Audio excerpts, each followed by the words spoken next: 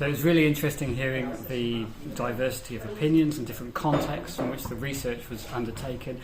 What I was taking away was, I was really interested where the conflicts were happening, understanding it from the values-driven perspective, where values motivate the individual. And then you've got the sort of moral perspectives, which are sort of like institutions where people subscribe to certain moral frameworks, and above that, ethics.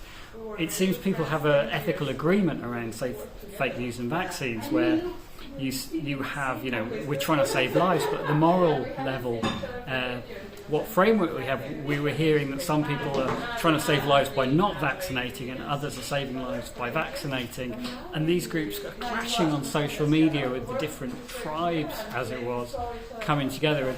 And what's formulating, what's driving that is different drivers according to which group they're coming from. We heard about Sudan, we heard about Romania, we heard about Ireland, Italy, France, and all these different groups. But at the same time, at that level, it was very similar. So we could see those patterns emerging across the space. Quite how this can be resolved, we're not sure. I love the insights saying, well, maybe we need regulation.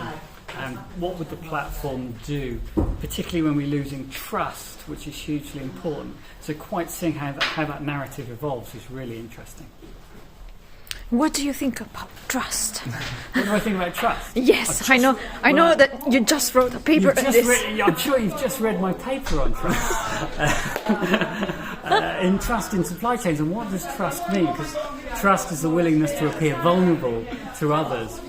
But people often overlook that trust is a relationship. So technology can support or undermine a relationship, but it is not the relationship.